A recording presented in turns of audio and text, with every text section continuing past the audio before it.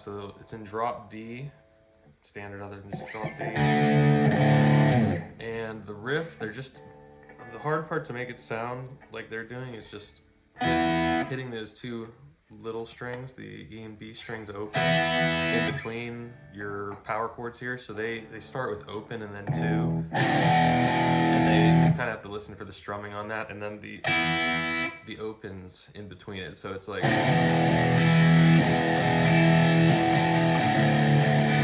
they go to open. So I think there's 3 times they strike the E and B strings between the chords. So it's like 1, 2, 3, 1, 2, 3, just bouncing between the 2, 2 power chord and then the open. So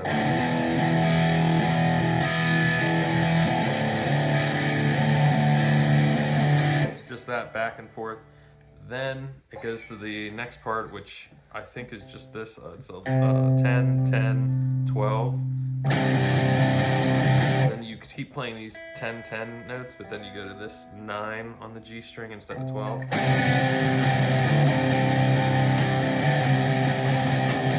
then back to the main riff. So that's pretty much everything for the intro verse. The chorus, I'm pretty sure about everything except the, what do I want to say, this B chord here. So I believe it's just 5, 5, 5, 5 power chord.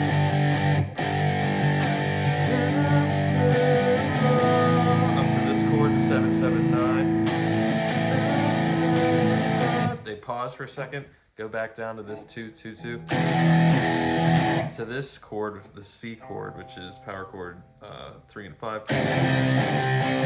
Back to the 2, I thought, but I think it's 2.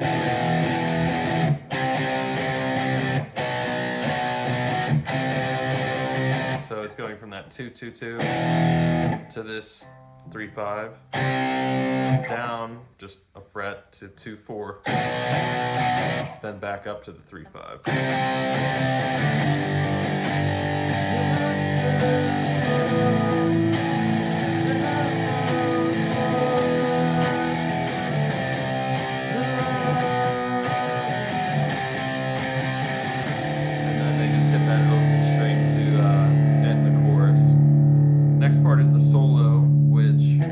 Tab, it'll probably just make more sense when you see the tab, but I think he's staying in this like E minor pentatonic box, E minor something, but he starts out kind of pre-bending this 14th note. Maybe he starts hitting it and goes up, but he's bending 14 up to the, so it sounds like the 16th. So he hits it like 2 or 3 times while he's bending it up there, so it's really like the 16th fret, but then he goes down to 12 and 11. Then on the E string, 15, 14, I think he keeps his hand kind of in this position. Then 15 on the B, then 14 on the G. And I say that because the next part he just does these kind of Jimi Hendrix bends. So that's keeping 14 and on the G string, and then B string, you got 12 here, keeping the B string where it is and just striking them both, but bending the G string up to like the 16th. Then he goes down 2 frets to 10 and 12, does the same thing. And that's the whole solo pretty much. So slowly, or just I'll play it through so you can hear it without trying to listen through the song. So it's...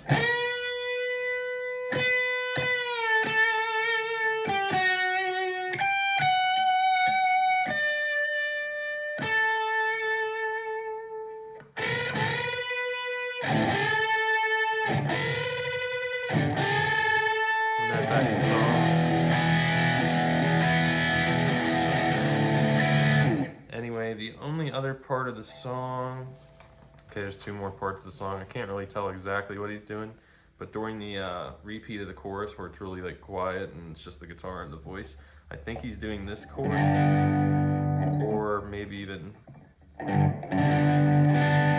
that, which is just something around 5, 5, 5, and 4, maybe a 3 here, but anyway, I've been playing it just 5, 5, 5, and 4.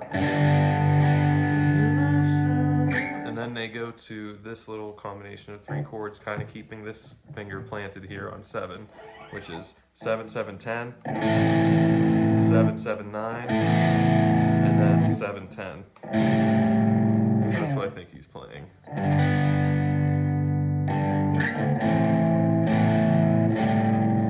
a tab for that, so that will make more sense.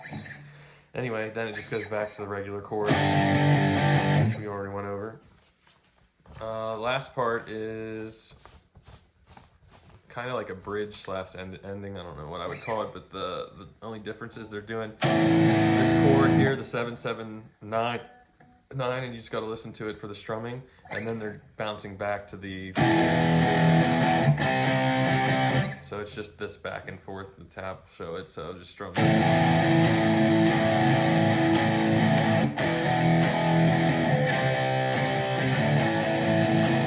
They kind of cut it off.